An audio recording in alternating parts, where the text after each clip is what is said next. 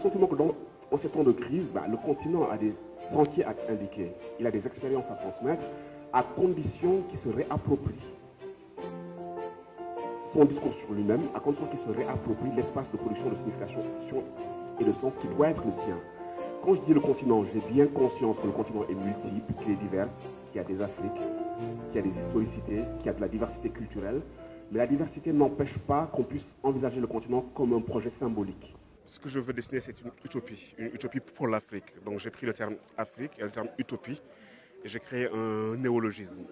Et en fait, il me semble important, pour relever les défis qui sont les nôtres, d'avoir une vision du futur et de réfléchir sur quel type de société, quel type de projet de société, quel type de valeurs et comment on doit articuler tout cela, mais dans un projet que nous avons nous-mêmes élaboré, réfléchi et pensé.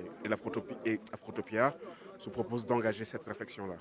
C'est juste de reprendre le débat à sa racine. C'est juste de dire que les concepts, les notions qu'on nous vend comme étant celles que nous devons investir, le développement, la démocratie, la modernité, nous devons les interroger, mais plus que les interroger, nous devons produire nous-mêmes, à partir de nos histoires singulières, à partir de notre culture, à partir de notre vision du monde, des notions, des concepts qui reflètent ce que nous estimons être le mieux pour le vivre ensemble.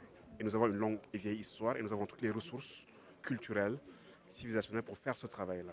Donc c'est ça le propos.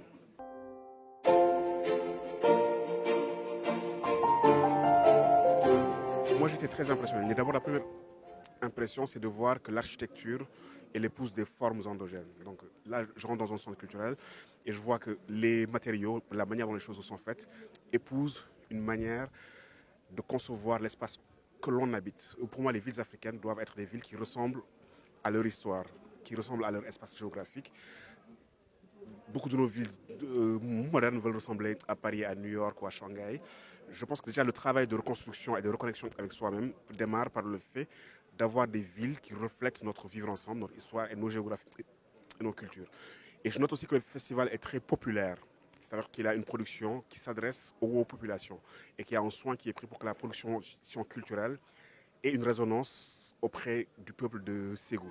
Et troisième élément, je me rends compte qu'il y a un travail de production endogène de concepts, de culture et qui sont articulés dans un projet inscrit dans l'avenir.